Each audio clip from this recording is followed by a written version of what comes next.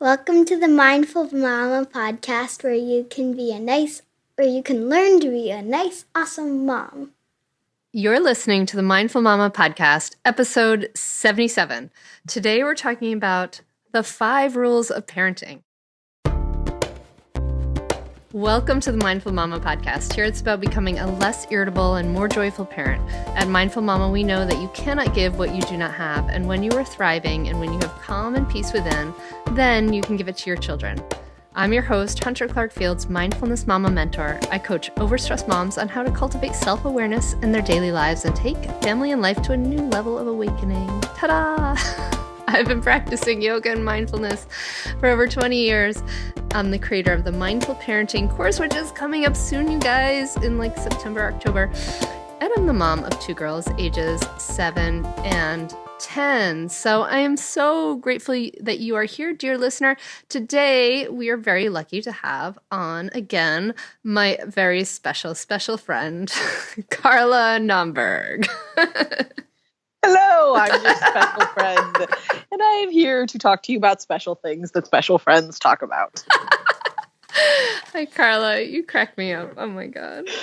We just crack ourselves up. I hope we crack other people up, too. I hope we're cracking you up, dear listener, because we are really grateful for that you are here. And Carla and I are here this week, this time as we come together approximately once a month to talk about all things to do with mindful parenting. And Carla, I'll let you introduce yourself.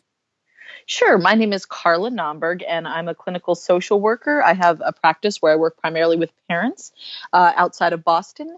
And I'm also the author of 2 books on mindfulness and parenting. The first one is called Parenting in the Present Moment, How to Stay Focused on What Really Matters. And the second one is called Ready, Set, Breathe, Practicing Mindfulness with Your Children for Fewer Meltdowns and a More Peaceful Family. And I live outside Boston with my husband and my 2 daughters who are 7 and 8.5. Yes. And our daughters got along. So Carla and I got together, and our daughters, they were instant friends. It was really total buds. It was very nice. It was terribly satisfying. So today we are going to be talking about this article that Carla and I both read and liked and wanted to just share with you. And it's called the 5 Rules of Parenting. But before we dive into this, I just want to let you know that like I said, the Mindful Parenting course is going to be coming up. I have finally decided on a start date for this fall, and we are going to be the live course is going to be opening for enrollment on the 16th of October. And I'm going to be doing a free Mindful Parenting 5-day training that will start on before then. So that's going to be coming up. So keep that in your calendar. And if you want to, and you're feeling excited about these things and you want to get together with other moms who are interested in mindfulness and this whole transformation kind of in the way we're parenting and our next generation of kids, and you want to relax and renew, I'm doing another day-long retreat at the Winterthur Country Estate in Wilmington. And so you can't buy a ticket yet, but you can just save the date for October 21st, and I will be opening registration pretty soon. I might start a little waiting list for that. So that'll be limited. So that is just coming up. And now I don't have anything exciting like that people can sign up for. I do have a clinical practice, but I don't have retreats. But if you want to come drink coffee with me, I live outside of Boston. I'll drink coffee with pretty much anybody. I love that. That's okay. That make me sound fancy and important. Oh, Carla, I'm coming up to Boston soon. I'm gonna have to let you know when we get off the air. And then we'll drink. Coffee. We'll drink coffee. It sounds good. I'll be decaf because I'm wimpy like that. Except maybe it's early in the morning. Okay, but here we go. We're going to talk about this article. So this is a great article by Mike Troiano, and it's from a few years back, but basically the gist of it is he talks about the 5 rules of parenting, and he said, as he puts it, it's after 54 cumulative years of parenting, because he has 4 kids who range in age from college to 2nd grade. So he has this sort of whole range of parenting with kids. So well, I don't know how you parent without kids, but he parents with kids. We all have like summer brain today. Bear with us, dear listeners. We have our summer brains on. Yes, we have our summer brains. So, Carla, I just, so he brings it through like the stages, right? The baby stage and things like that. Do you want to share your kind of like overall impression of like kind of what he said? And then I would like to look at the different sort of stages as we look at this. Yeah. So my husband actually sent me this article, I think around the time it first came out. And I kind of skimmed over it and then it got lost in the shuffle. So I was happy to revisit it. So he talks about the baby stage, toddler, child stage, teen stage, and grown, and kind of the lessons he's learned from each stage. And like, I think it's generally a very good article, and he's got sort of one core lesson for each one. And I think the one that I struggled with the most is the baby stage in terms of his advice. So we can start there. His advice for the baby stage is, if you love them, they'll be okay. And I sort of am okay with that, but I feel like when parents go and ask for support for their baby, if someone was like, oh, just go home and love them and they'll be fine. Well, sometimes it's like, okay, I love this baby, but my love is not going to get this baby to drink their antibiotics. Like, I actually need to know how to get my baby to drink their antibiotics, and like giving them lots of love isn't going to help with that. So I think as an anxious new parent, that probably would have really frustrated me. And if I was an anxious new parent and my anxiety was not about a specific issue related to my child, well, actually, I was an anxious new parent. I don't have to give you the if. I was terribly anxious. I had postpartum anxiety that was not diagnosed until years later. And it was making me crazy, and I wasn't sleeping, and I was having an incredibly challenging time, and I was worried about everything. And a doctor saying that to me would have been kind, but not particularly helpful, because and the reason I say a doctor saying that to me is because the author shares that he heard this advice, if you love them, they'll be okay, from his mother, who heard it from her pediatrician years ago and then shared it with the author. So if a doctor had said that to me, I think that would have been problematic, because I needed more support than that. Like, I ended up needing the support of a therapist, and I ended up needing the support of a community of other mothers who were willing to say, I'm struggling too. Like, for me, the question was, and for some mothers, I know that they struggle to feel attached to their children, and saying, if you love them, they'll be okay, to that mother might feel like, oh gosh, I don't know if I love this child enough. And for me, I knew I loved my children enough, but I was so lost in my own anxiety, I couldn't be present for them. That's how I got to the space where I was yelling a lot. That's what ultimately brought me to mindfulness. But I think this advice, really the advice I would probably say to parents at that point, not is the, if you love them, they'll be okay, but like, you need support. This is when you build your village that's going to sustain you through the rest of parenting. So for me, the support at that baby, the advice at that baby stage is really about support and starting to create your village in a really intentional way. I love that, Carla. I'm really glad you brought that up, because it's funny, because my biggest problem is not with the baby stage, it's with another stage, but I bet I know. I'm going to take a guess. But go ahead. Okay, I bet you know too. But anyway, but I love that you're bringing that up, because it points, like, he's just saying, like, if you love them, they'll be okay. Sorry, Mike, if you're listening, that really tearing over your head. By the way, we don't know Mike, and we really love your article. We do love it in general. And we'll share the link later. But we'll share. But the point about that, what you're saying, is that it goes to this idea in our culture that is really frustrating, and that really leads to a lot of frustration, I think, for parents, is that this idea that, like, it's all just instinctual. Yes, right.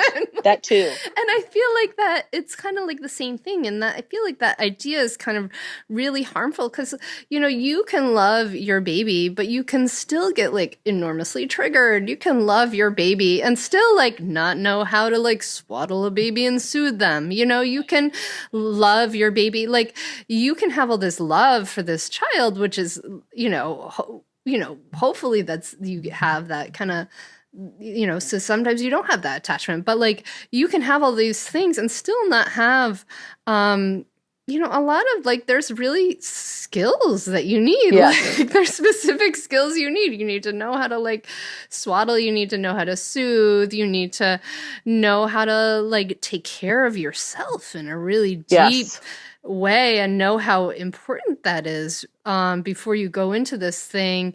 And, because babies' needs are so instant and instantaneous, right? That, as adults, we push our needs a little further down the road. And then what happens is moms tend to just push our needs further and further and further down the road until we forget that we have any needs. And then we have a nervous breakdown.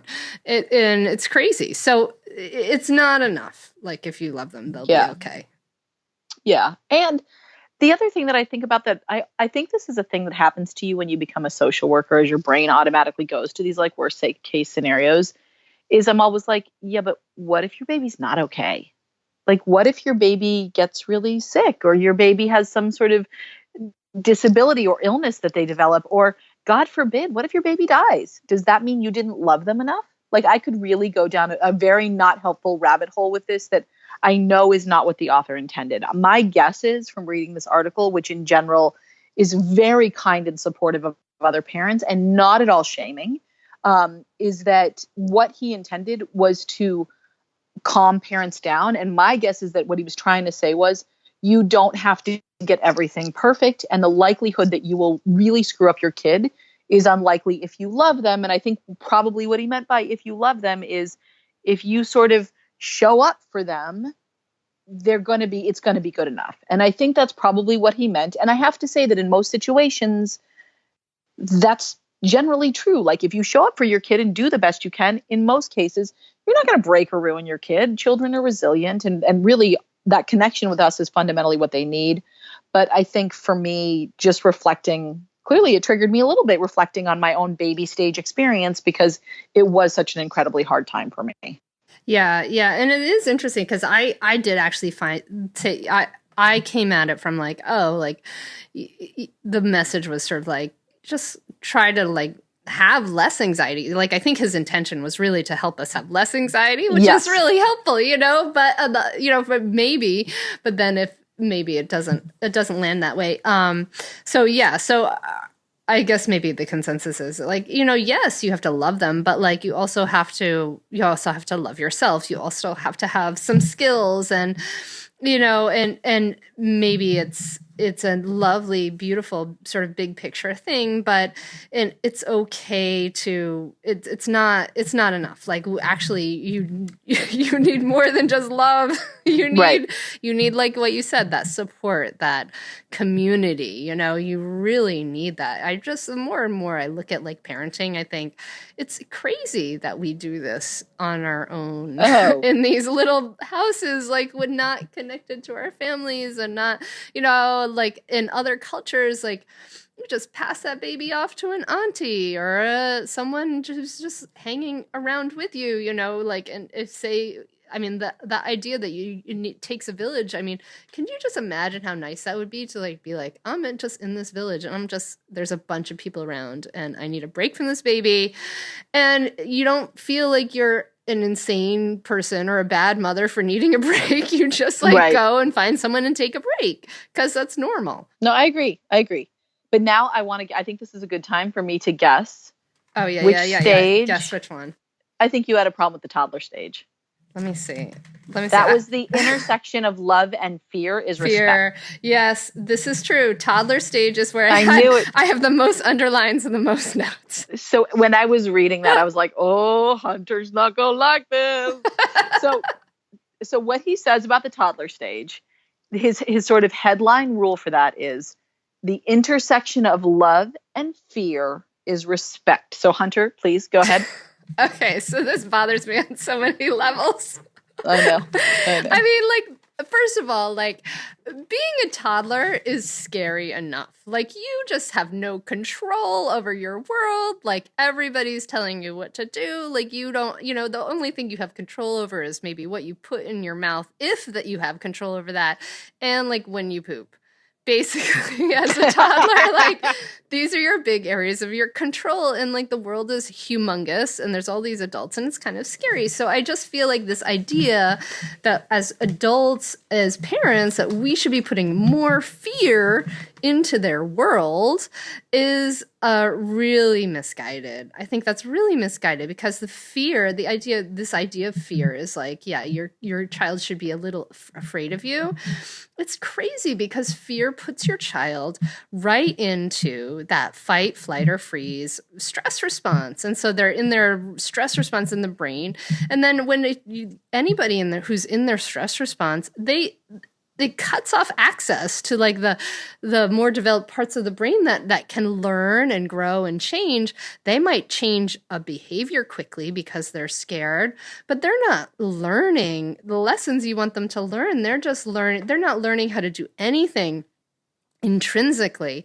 They're just learning it's really actually just weakening your connection to them. And then any kind of motivation, it's weakening any motivation for them to want to help you and cooperate with you in the future.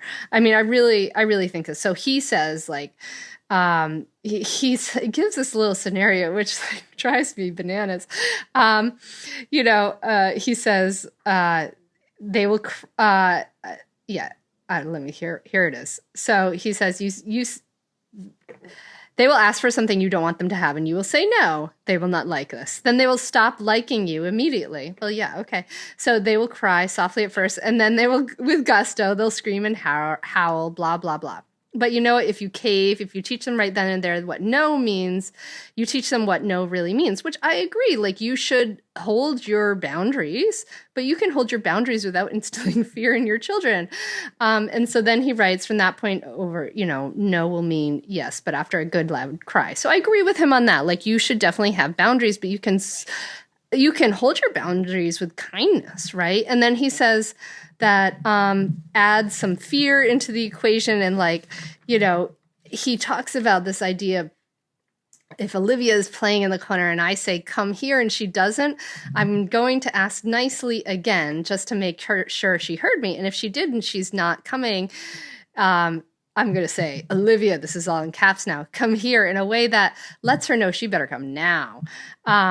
And basically says, so Daddy doesn't screw around. And I just like that whole scene totally brought to mind like dog training, like come here, like ordering your child to come here like a dog. Like, I feel like that is so disrespectful to another human being. Like, there are just better ways to do this, Mike. I just feel like it creates like this harshness, creates all this resentment. It creates this resentment from being ordered around.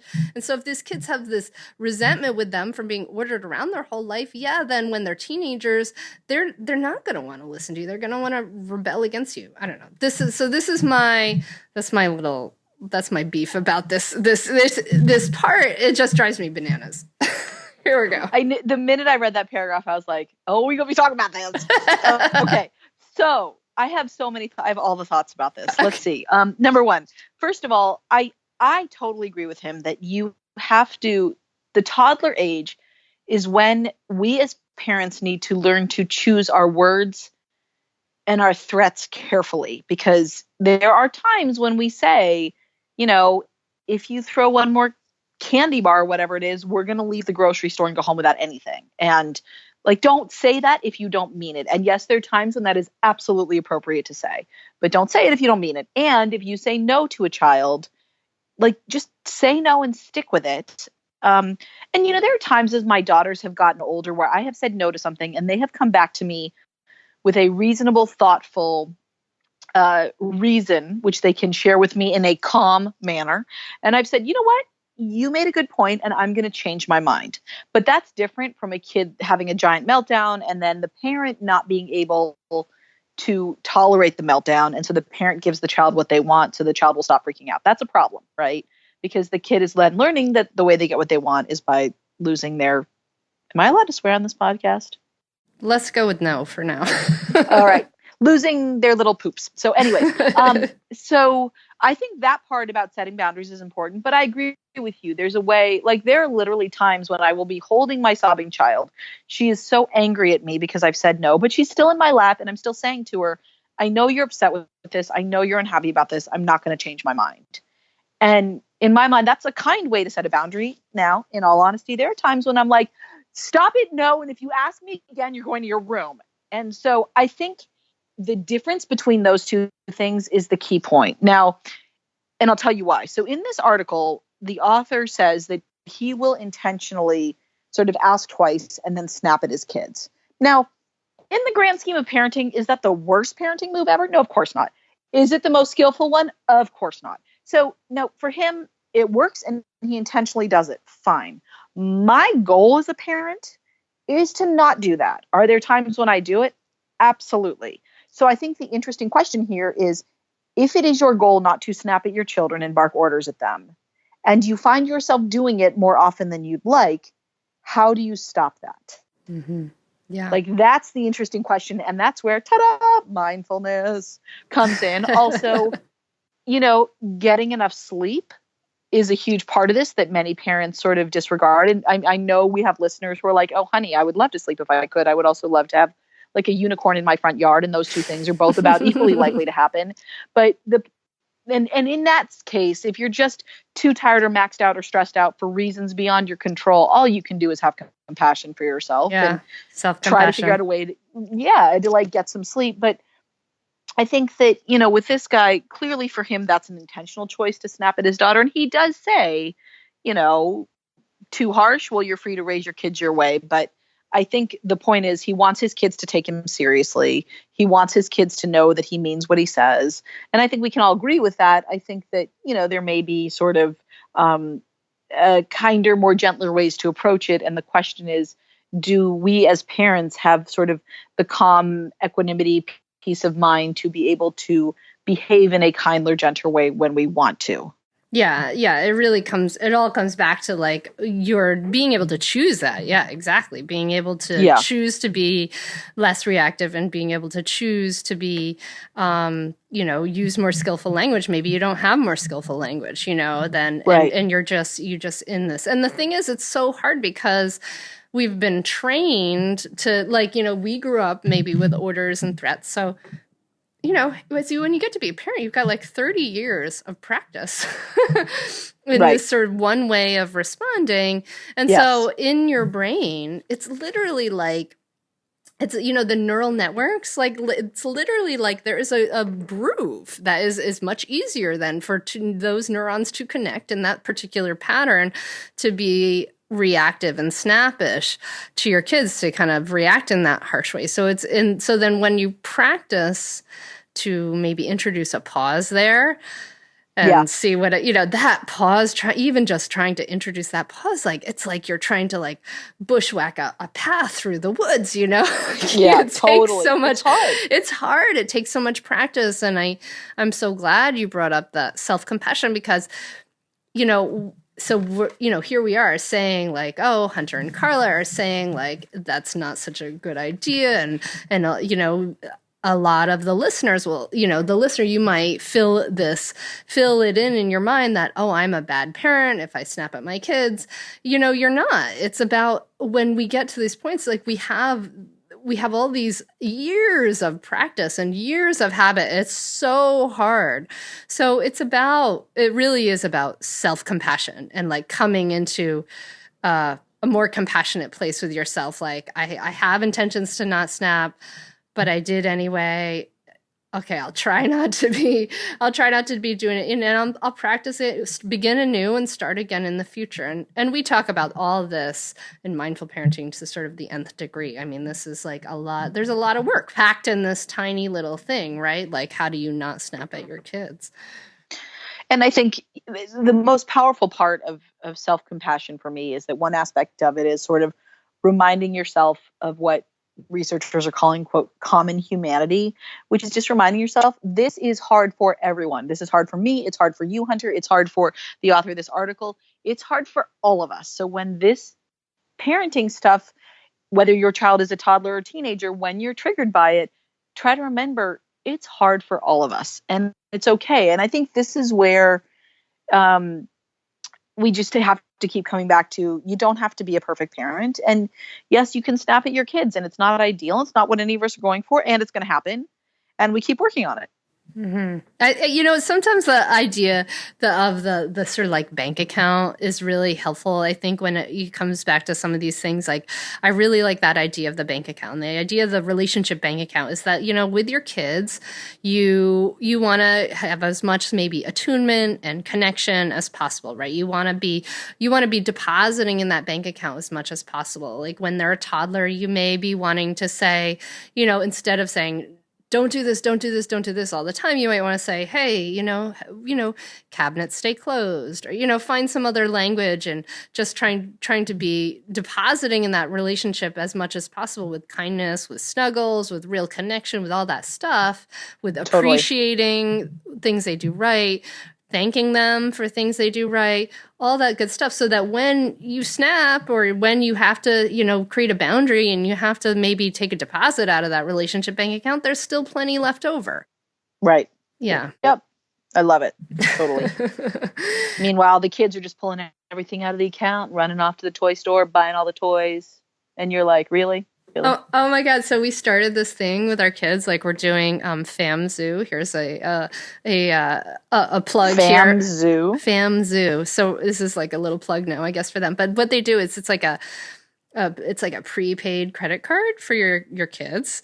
And so my kids are 7 and 10 now. And so because Bill and I are so bad at like having cash around to give them an allowance, like it was so, like we're terrible at it. So now we've set up. I have an allowance story for you in a minute. Go ahead.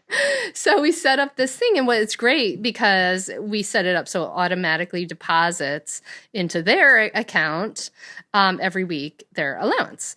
And they can use these little credit cards to sort of buy things. But the thing I haven't figured out yet is how to like have them then take money from this account and like do some savings in the bank account. So I haven't figured that out yet. But I don't know why I got on my FamZoo. I can't remember. The account thing. Account. We were talking about the bank account. Yeah. And then I went all literal. Oh, yeah. Yeah. Okay. I have to just say to the parents out there that giving your kids an allowance, it's like I'm a total failure at it, because we read Ron Lieber's The Opposite of Spoiled, which is a great book if you want to read about how to teach your kids like money wisdom.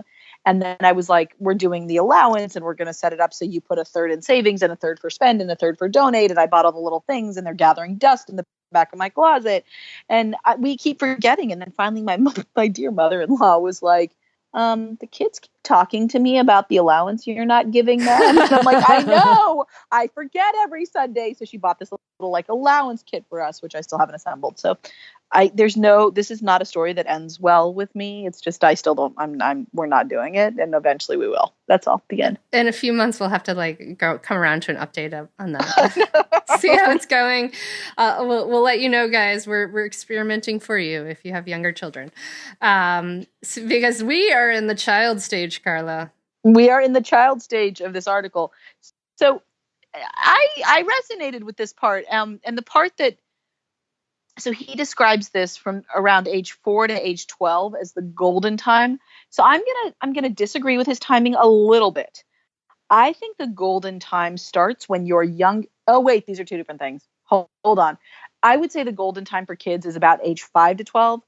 I would say the golden time for parenting is when your youngest child finishes kindergarten, but before you're in a house with a bunch of teenagers. Because I feel like kindergarten is just kind of like preschool plus. But when they get out of kindergarten, you really are, and this is what I keep saying to parents of babies and toddlers and preschoolers, like, you are in the weeds right now. You will not be in the weeds forever. And you will get to this beautiful space when your kids are like between the ages of 6 and 12, when you get to start feeling like a sane human a little bit again. And you can like get back to some self-care a little bit. You get some breathing space. You can actually apply logic in your parenting. And the children were more than like, they will respond. It's amazing. And then, when we get to the teenage years, this podcast will just be like 45 minutes of Hunter and I sobbing. So you can just wait for that. It'll be fine. No, because we will have not built up all the resentment, because hopefully we won't have ordered them around. Right.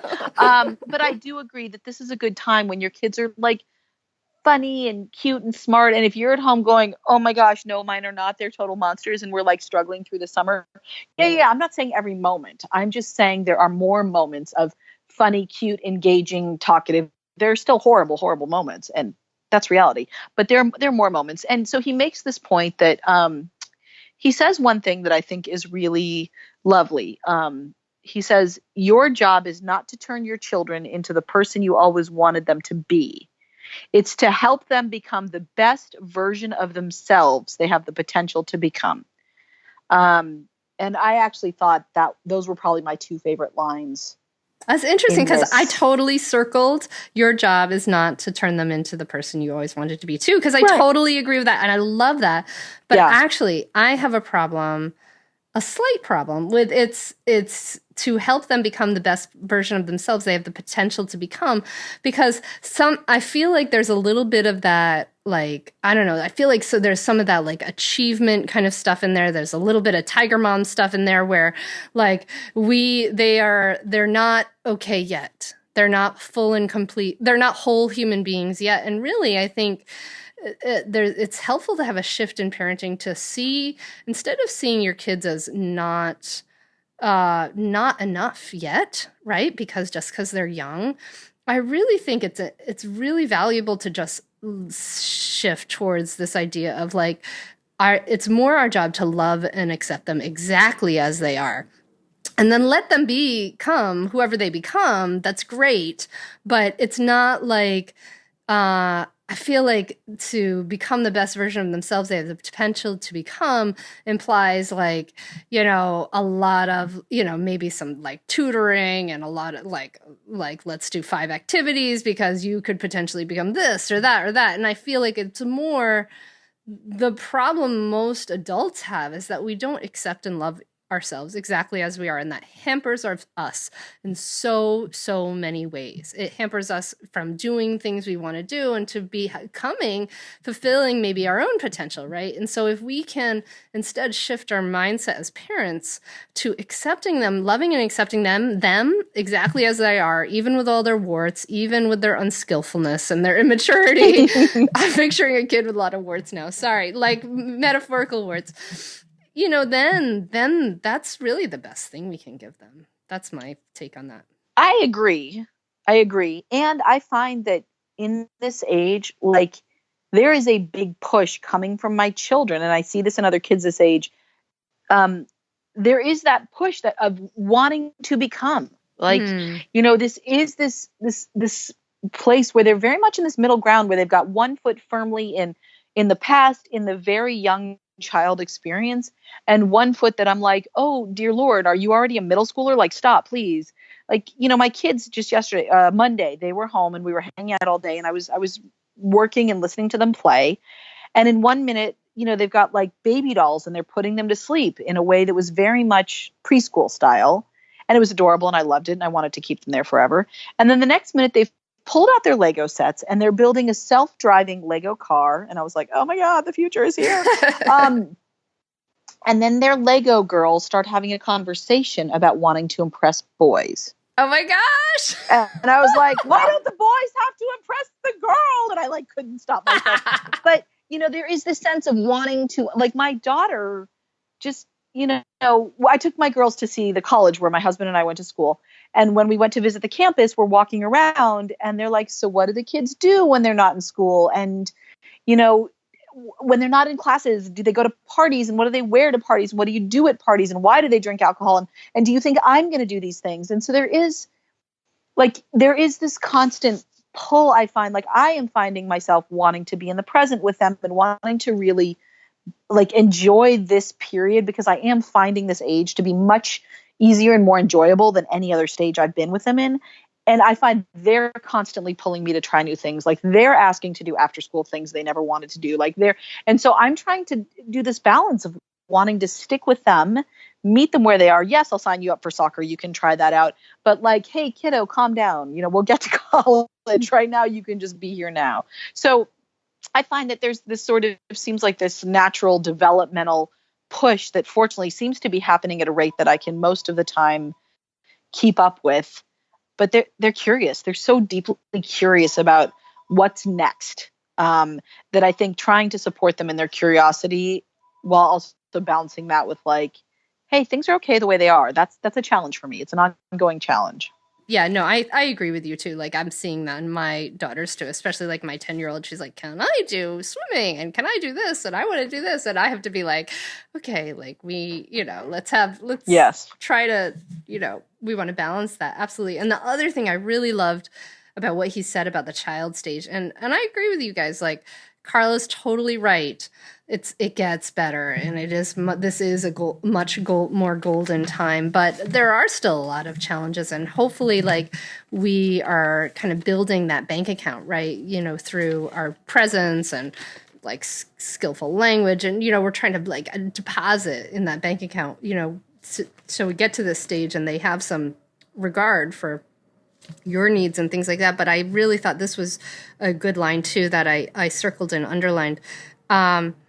Is that the things that make you most crazy in your children are the things that you hate about yourself. And I think that this, I thought that was kind of true, like it's like when we see, if like for me, if I see like my daughter being like ungenerous, I'm like, oh, like I know that's like a thing that for me as a young person I struggled with, or, it's all these things that, and I think that what him pointing this out can be like a bell of mindfulness where it's like, oh, why am I reacting to this? This is where we try to be more conscious, right? Can we turn inward and say, what is this about this that makes me feel so, triggered? And it's like our internal stuff. It's our own stuff that's coming up and that's making us feel uncomfortable. And maybe it's not necessarily our kids. So I'd love to know what you think about that idea. I was sort of hoping we could just skip right over this part. And the reason is because it's so true. And it is an ongoing practice for me. And, I have one daughter who is basically a carbon copy of me in a sort of terrifying way. Like there can't be a gene for the desire to sit more than you stand. And yet clearly both of us have it, for example. And in any given situation, my husband and our other daughter, who is a carbon copy of him, they'll just want to stand. They would rather stand. And my daughter and I are like fighting over the one chair in the room. My daughter, my old, whatever, the old. So anyways, it's been this very interesting development in our family that one of our children is a lot like my husband and one of them is a lot like me in these fairly shocking and quite clear ways. And I find that the daughter who's so much like me, she pushes my buttons more. And it's totally because she is mirroring back to me my own unresolved stuff. Right. And my other daughter, her stuff, which looks a whole lot like my husband's, I'm like, well, I picked you. I married that guy. Like I wanted that. Right. So I can handle it in you.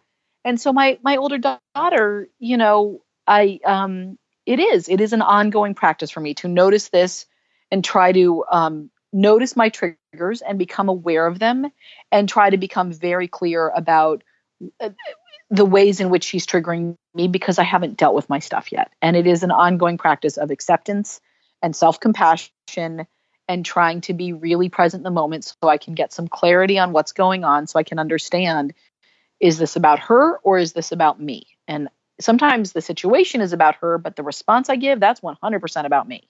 Yeah. And so, yeah, he's right. And it's an important piece of work. And I find therapy really helpful. I find journaling really helpful. I find sitting and getting clear and calm really helpful. I find going for long walks and getting or some kind of exercise to get this tension out of me so I can be calmer and more present with my kids really helpful. But this is definitely a piece of the puzzle that's really, I don't know if it resonates with our listeners, but it definitely resonated with me. Yeah, absolutely. And this is why sometimes I joke, right, that this is like parenting is like the fast track to enlightenment. Oh gosh, yes. It's like, yes. Because like if the Buddha like had to deal with all these like triggers or whoever had to deal with, like the Dalai Lama had to deal with these children mirroring back like your worst parts of yourself, so frequently and triggering these things in you, it would be like the fast track to, at least here's the stuff you need to work on. Here it is, right there. Right there in a little tiny cute human that you yourself produced. It's crazy. Yep. craziness. All right, let's move on. And then the teen stage, he has the teen stage and the grown stage. And the teen stage, he says that the sort of title for the teen stage is Earn Freedom by Showing Responsibility. And I really felt like that makes a lot of sense to me. I really had a lot of agreement with him as far as showing responsibility and giving them more responsibility sort of as time goes on. He says from around the age of 13, your kids are going to want to have more of a say of things, and it makes sense to give them more room to maneuver as you start down a 5-year glide path to their being able to make even really big decisions for themselves. And I really think that's really important to remind parents like that. Yeah, like we should not be solving all their problems. Like we should be maybe helping them solve their problems and giving them baby steps, but they should be experimenting with some freedom in the world and with making some mistakes and maybe having some failures when it's not as as big and important, when you still have this sort of support of you there. So I really thought this was interesting. And then he writes, and I don't know if there's any research with this at all, but he writes that peak parental compliance comes around the age of 12. If you're not at a level that can tolerate some erosion by then, you're pretty much screwed. And I thought that was very wise too, because he's really pointing to the idea of our connection, right? And the idea of power versus influence. So earlier in the toddler stage, when he says fear, he's talking about fear and orders. Really, I feel like that is the more we sort of use power, right, the less influence we have. They have an inverse relationship to each other, power versus influence. And I feel like if we want to have the most influence we can have, in our teen years, we create boundaries in a way that is not about reward and punishment. We create boundaries in a more skillful way, maybe in a mindful parenting way. We create boundaries in a way that isn't eroding the relationship and eroding our influence so much, because really what he's pointing to here is that we need that, and kids need our influence then too. My own father used a lot of power with me as a teenager, and man, he had zero influence at that time. There was a lot of disconnection and all kinds of stuff happened, but I feel like that he points to that you're, all that time before then, you really want to be building that connection and building that so that you have influence at that time, because that's when we really need it, right? Totally. And I have no ifs, ands, or buts about anything you said. I agree with all of it. Well, that's cool. Yes, I thought you summarized it nicely. My biggest problem with this article was really in the grown years, the adult years. So, his point in the adult years is that happy and gone is the best you can do. And I just, no, I think I'd like happy and living in my house for the rest of my life. No, I'm just kidding. I actually thought that was, I would say happy and gone and still in relationship with me, still in some kind of connection with their parents. But yes, of course, I want my daughters to have an independent life where they feel comfortable and empowered and able to sort of make their decisions and live the life they want to lead. And I hope we'll still be in close touch and have a nice, close relationship wherever they are in the world, which is obviously going to be right next door. Yeah, yes, exactly. Actually, we live in this kind of funky little community where we are, and we talk about that. I'm like, oh yeah, wouldn't it be lovely if you lived in Arden too? And they're like, yeah, and then the other child was like, oh no, I think I might want to live somewhere else. And I was like, no. Oh yes, I'm so with you there. Happy and gone is the best thing you can do. Yeah, no, I think the thing about parenting is that this is a relationship that hopefully is, a strong relationship you have throughout your life that supports you throughout your life, where you support your children and they support you. And that's the thing that we need to remember when we are so stressed and so frustrated and so going crazy when they're young, and we want to use power and we want to use fear and ordering and threatening and all that stuff, is that this is actually a long haul game. That it's not like these short-term things may like create like fear, might create compliance right away, but in the long haul, like you're actually creating a relationship for the long haul.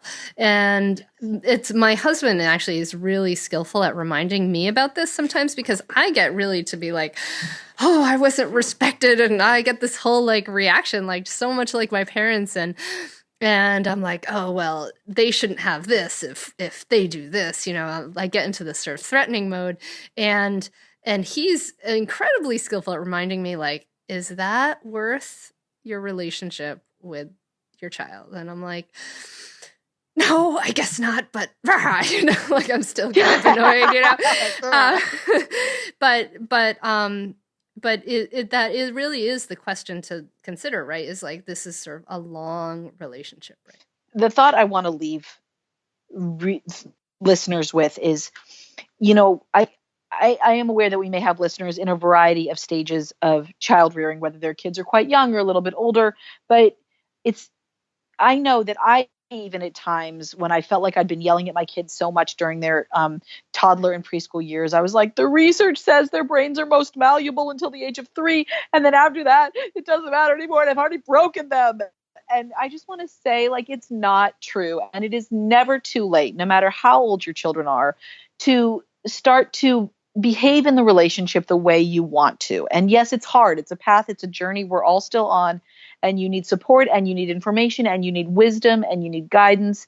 And that's why Hunter's here. And that's why this is the work we do. And we also rely on other people for that support too.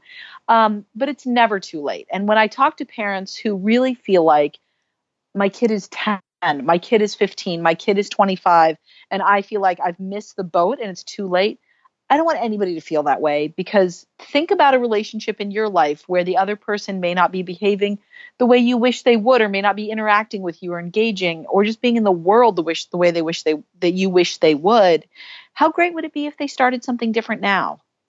Like, that would be a wonderful gift. So no matter how old you are, how old your child is, really, it's never too late to start to come into the relationship in the way you want to.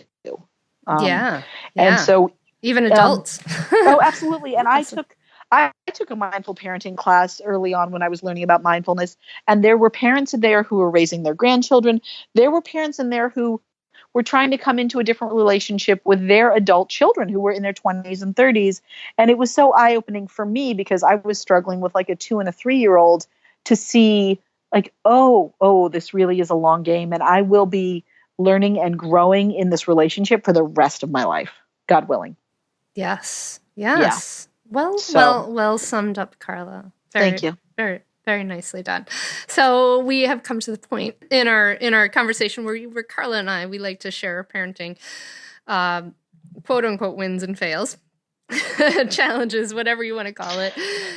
We want to be real with you people. You know, we want to be real with you, dear listener. We want to, just share that as we're teaching, we're learning, and it's just like what you just said. Exactly. So anyway, Carla, do you want to start or I do. I have them. I have them. So my win was that the short story is I took my girls on a 6-hour each way road trip by myself this summer. Holy schmoly. Yeah. My family has a cottage on a lake, and this year for work reasons, my husband was not able to join us on this journey. And I was like, we're going. I want to go to this place. It's my special happy place. It's 6 hours away. And I've done like hour-long drives alone with my kids, but I've never driven that far alone with my kids. And I was anxious about it because I'm an anxious mom, and I was brave, and they were brave, and we did it. And my daughter managed to grab the bowl before she puked both times. So she puked right into the bowl when she got car sick. And we listened to some great audiobooks, and we had some great conversations, and we did it, and it was great. And I would totally do it again. And I felt like it was a parenting win because I was brave when I wanted to be, and I did this thing I wanted to do, even though I was nervous about it. And we all like stepped up and behaved ourselves, all 3 of us, and we did great. Yay. So Yay. That's my win. And Carla, I bet like you had a conversation where you were really real with your kids too. Like where you said,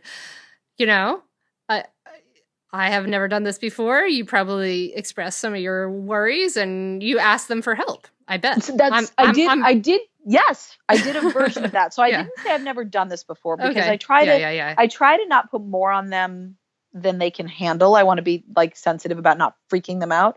So what I said was, I just want to remind you guys, Daddy's not here. So there's only one grown up and it's really important that I focus on the road. So if you need things, we're going to be a team, and you're old enough now that you can either solve problems on your own or you can tell me so I have enough time to pull over to the side of the road or pull off the highway. And they stepped up and they told me when they needed to pee. So we peed on the side of the highway and not in the car, and like all of these things. So they were great. They were total champs. And we had a discussion about it ahead of time. And then at the end, I thanked them and we talked about how great it was. And it was a total parenting win. Woo! I wish I had sound effects so I could be like applause for you. For some reason, my brain automatically went to the like fake fart. Like, you know how in some of those horrible like morning radio shows, they do like the fake. I think I've been around my kids too much. I'm sorry. I'm not in that world. Really? Your kids don't fart all the time? I've never heard like a fake fart on a morning radio show. Oh, I don't hear them that often, but I don't know. Whatever. I usually listen to NPR. They don't actually fake fart on NPR, but every once in a while you get like one of these shock jocks and they do whatever. Okay. Anyways, apparently I'm the only person on the planet who knows about the fake farts on morning shows. I'm sure one of the listeners does. Okay. Parenting fail. It just happened this morning. So, the kids, day camp, they're going to a summer camp. It's a day camp. They stayed late last night because it was a special evening. And they were exhausted this morning. And I knew they were exhausted, and I'm exhausted because I haven't been sleeping well. And we did the whole conversation that we have where I was like, you guys are exhausted, mommy's exhausted. So we all need to help each other and be really kind to each other, which is a conversation we have a lot when we're tired.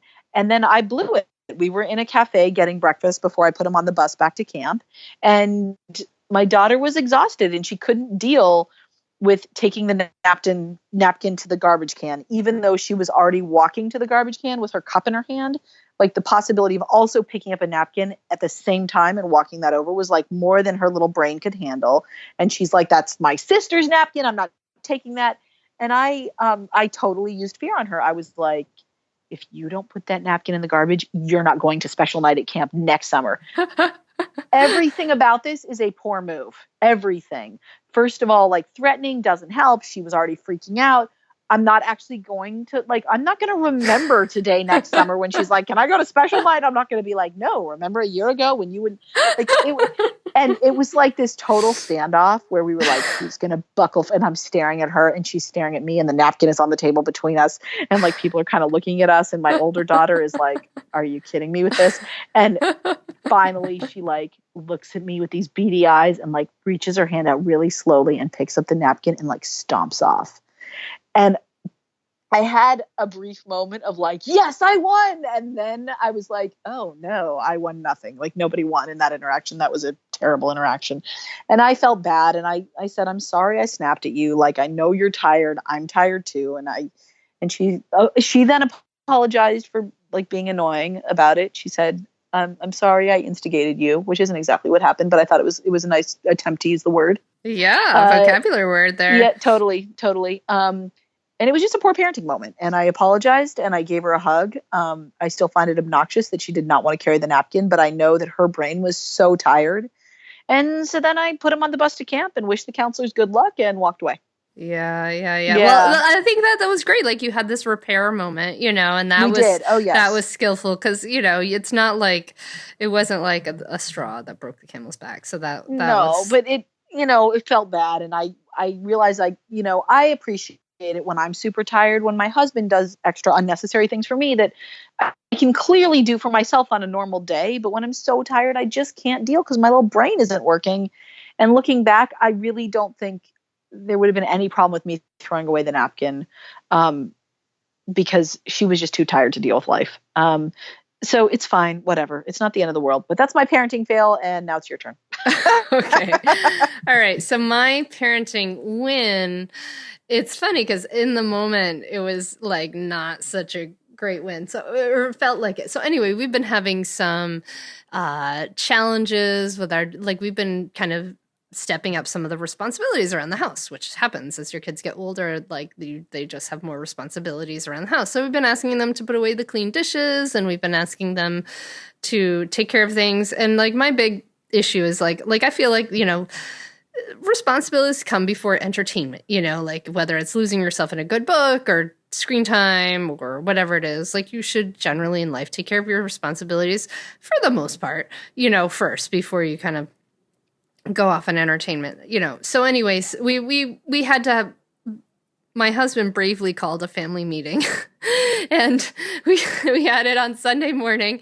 And my oldest daughter, of course, has like anticipated this family meeting and was like in a grumpy mood because we had called this family meeting and tried to like pull her clothing over her face so she wouldn't participate and things like that. But ultimately, the win is that we had this family meeting, and actually it went, considering the recalcitrance of my oldest daughter, it went fairly well in that we passed around a talking stick and we talked skillfully. Ooh. We talked pretty skillfully about what we're needing and why things are important. And my youngest daughter offered like a suggestion. She said maybe a checklist would help me.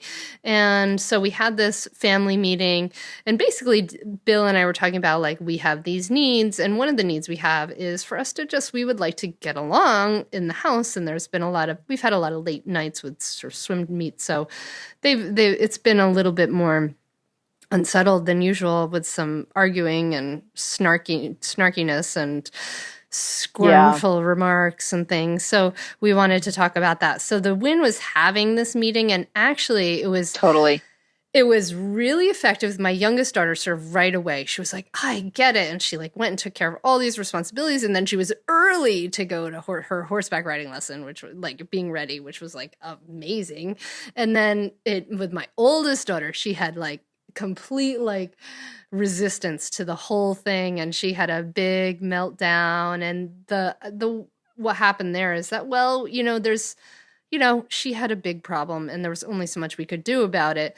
But it was interesting because she had this big meltdown and resistance the day of, and then all week she's been really great about getting her responsibilities done. So nice. It's just, it may not always look pretty, I guess, but having these conversations and figuring out how everyone can meet their needs, it really does work. So that's my win. Love it. Yay. That's a great win. I love it. Mazel tov. And my fail, I don't know, like I didn't write these down, Carla. You were probably the really good student, like wrote yours down, and it's just that I totally forgot. It's not hard to remember a fail when it happened, it was like 2 hours ago. It was so fresh. I don't know. I think maybe my fail was, well, this morning, maybe I feel like I could have definitely done something better. My youngest daughter does this thing where when she gets overwhelmed, she freezes and she like does nothing. And it drives me freaking bananas because I'm like, just take the jam and put it in the refrigerator. Like, it's not like you can do this, and she's like, I can't. And my win in that is that it didn't trigger me. Like, I didn't get angry. Like, I could see that this was clearly, she had a problem. But I think I could have been more generous this morning, and I think I could have been more generous in allowing us to maybe be a little later, because what ended up happening is that she didn't put the jam in the refrigerator. She didn't feed the cats and do the things that she needs to do to get out of the house, and she stayed home. And this is what happens like when something like this happens. My husband works from home, so she just stayed home and stayed in her room and read books, but she missed this really fun adventure games day they had at their camp. And bummer. And I think my fail is that I could have slowed down and I could have been more generous in that moment of helping her, because it really wouldn't have been too much skin off my back to help her in that moment. And I wish I had, I guess. So I don't know. That's my fail. I hear you. Yeah. Those don't feel good. Yes. So we're ending on such a sad note. But that happens, I suppose. Well, I will end with my, let's end on a happier note, which I will tell you that one of my favorite things that I discovered this summer is that I love Captain Underpants. You do not, really? Oh, I totally do. What about him is so alluring?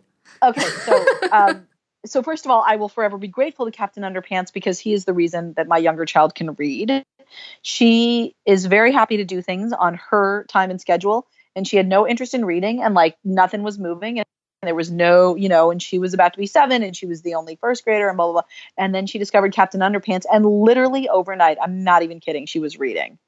And she sat there and read the entire series and occasionally looking over at me and was like, Mommy, this is so inappropriate, with like this hilarious look on her face. And she was actually reading, like she can legit read now. But then, so I have the humor of like an 8-year-old boy. And this is one of those things that I just like, I guess this is why I talk about farts, but I had to come to terms and just accept this about myself, that I think poop jokes are funny. And we went to see Captain Underpants, and it was clever and it was funny and my kids loved it and I totally enjoyed it. And if this is not your kind of humor, please feel free to totally disregard me. But the girls and I just thought it was hilarious. And best of all, they didn't come home with any obnoxious taglines like, oh my God, look at her butt. Oh, my girls have been doing that too. So that's her saying. I took that one, that one, I think maybe it's from a song or something, but the song was in the movie Sing, which was totally it was a cute movie, but there were some taglines that we came home with that I'm like, can we please stop? Because saying that once is cute and saying that 87 times makes mommy crazy. But the only thing they came home with from Captain Underpants was tra-la-la, which is what he says every time he becomes this character. And so there were no annoying taglines. I really enjoyed the movie. I thought it was hilarious. So I'm just going to say it. It made me happy. Yay! Thank you so much, Carla. I really appreciate that. And thank you so much for listening to the Mindful Mama podcast. So today, we talked about the article. We'll put it in the show notes on mindfulmamapodcast.com about the 5 rules of parenting. And if you have any questions, you can email me at hunter@hunterclarkefields.com. Clark with an E, Fields with an S all together. And we would really appreciate it if you would subscribe and leave a rating. And it's really easy to do that on your phone. You can search for the Mindful Mama podcast on your app on the phone and just do it right on the phone. So before you do anything else, do that, okay? And we will, I don't have a lot of things because we're coming up right now if you're listening in real time, but remember to save the date because October 21st is that retreat at the fabulous Winter Country Estate in Delaware. So that is going to be opening soon. And coming up in the next episode, it's going to be a solo podcast, and it's called It's Not About You, and It's All About You. So you'll have to figure out what that is next time. And finally, thank you to William Fields for the music, and thank you, Carla, for coming on and sharing your fabulousness with us. It's always such a pleasure. I love you, Hunter, and I love your work, and I'm always very grateful to be here with you. Yay! All right, have a great week. Namaste.